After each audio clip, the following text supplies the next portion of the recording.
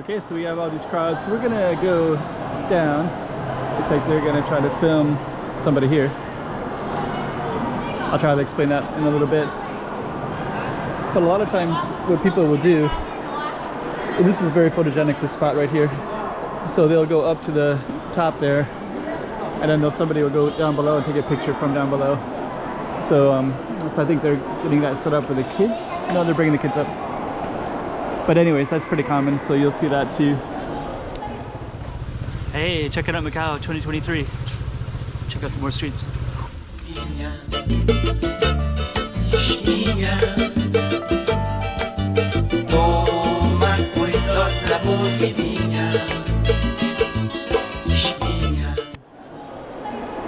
But we're gonna keep on moving. This right here is a overpass that goes to Londoner Casino and also Venetian, Parisian, and we're in Venetian now. So this is a lot of people will stand up here. Let's just kind of move down.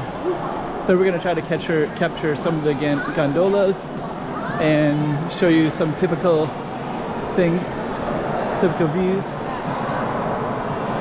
So I guess it's I feel so familiar with this because I've been in Macau for 10 years, so I've seen it for 10 years, but I guess for people that don't know, you can see the roof is actually manufactured. It's not an actual sky.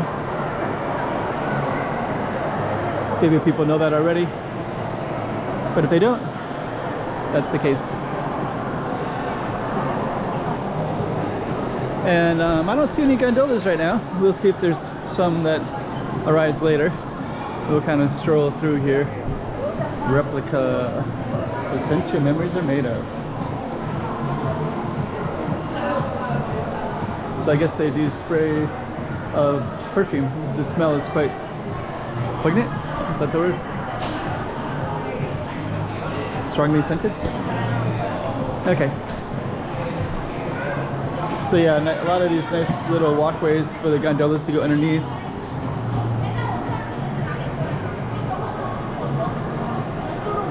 There's a gondola down there.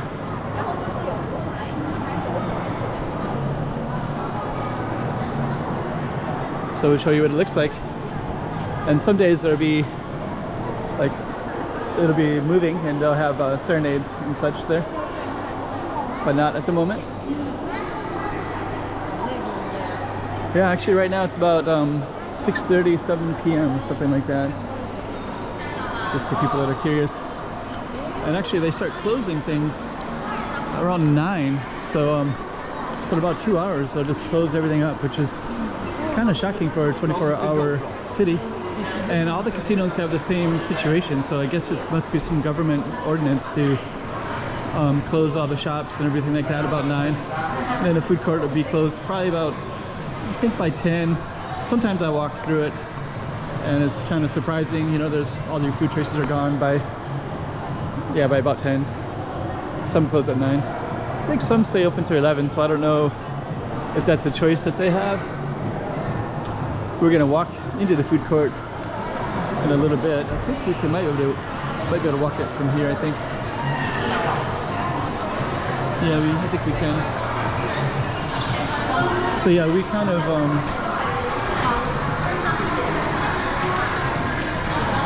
we could keep walking through the mall. The mall is quite extensive, but I'm just giving you a taste for it, really. And I think I usually go down the same pathway, but I think people are more interested in the volume of people that are visiting, and you'll get a taste of that.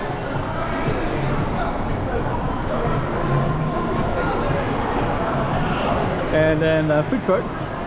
Yeah, I actually kind of have a routine every time I come through. I go through this food court as well because it is kind of interesting. Just I know people like to see what options they have. I usually kind of say the same things, but the options are generally mostly Chinese food and some there's one Japanese restaurant right here, and then this one is a Thai restaurant, Chinese. We'll try to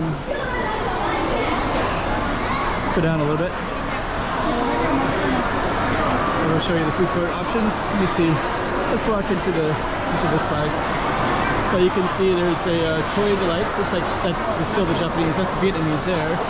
The green one, pho, Hong Kong style. Let's go back this way. And a lot of these, some of them shut down during COVID, but most of these are all the money's kind of flowing in right now. So I haven't seen any change of restaurants in a while. Spicy Boy's been there for a while. The wonton noodle, that one looks a little bit new. I think it probably came because they basically banned off foreigners for 3 years. So then during the COVID era, so there was mostly a Chinese fast food selection anyways, and then and if anything did shut down, it was always another Chinese restaurant. But you do have some token ones. There used to be an Indian one here a long time ago, but there's a Korean, Chinese, Korean, Hunan, China, Taipa, China, all the way down to that Vietnamese. So there's one Vietnamese, one Korean, one Japanese. There's the Korean restaurant right there. Chinese. Treasure Lake is Chinese. Dumplings over on the other side.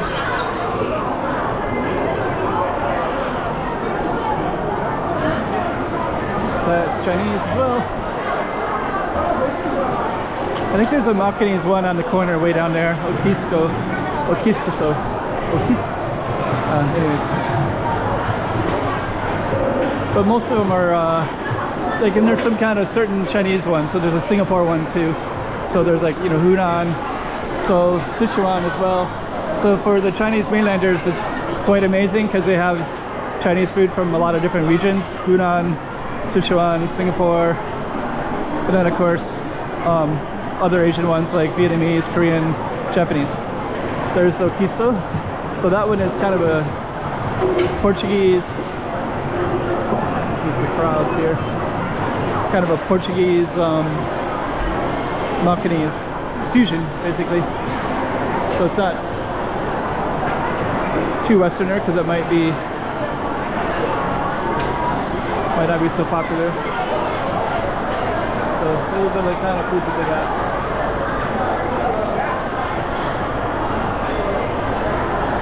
Head cuts, such like that.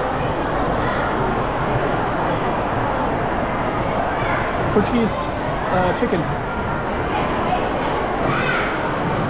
So that's a little taste of Venetian, what it looks like right now. And for people that want to see the crowds of people and what it looks like, this is kind of it. This is what it looks like. So now you got a taste of it.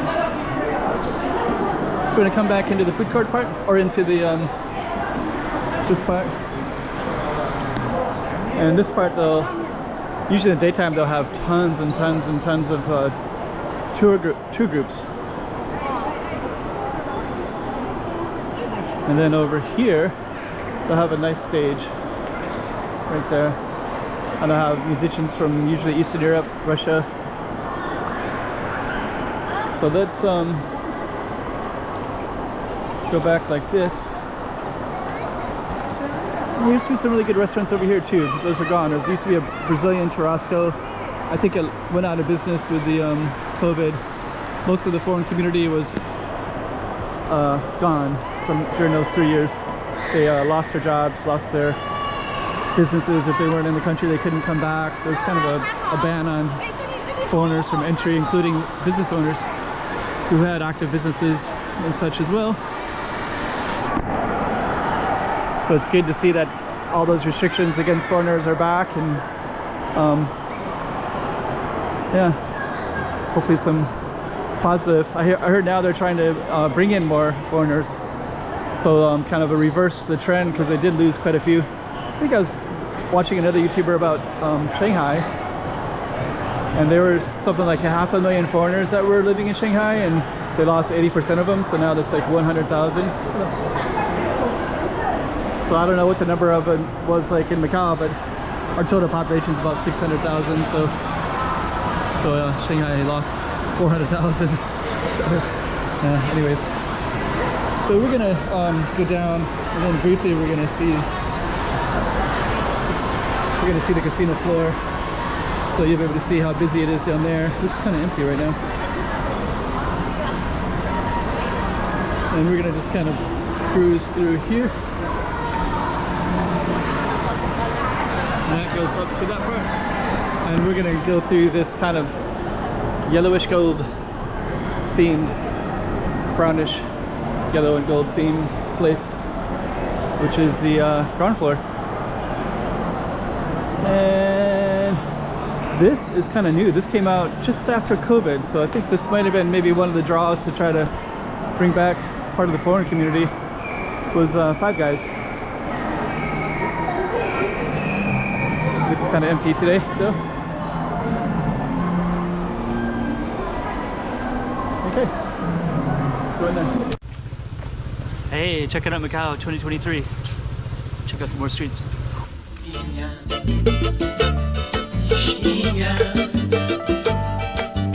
Toma cuidado la voz divina.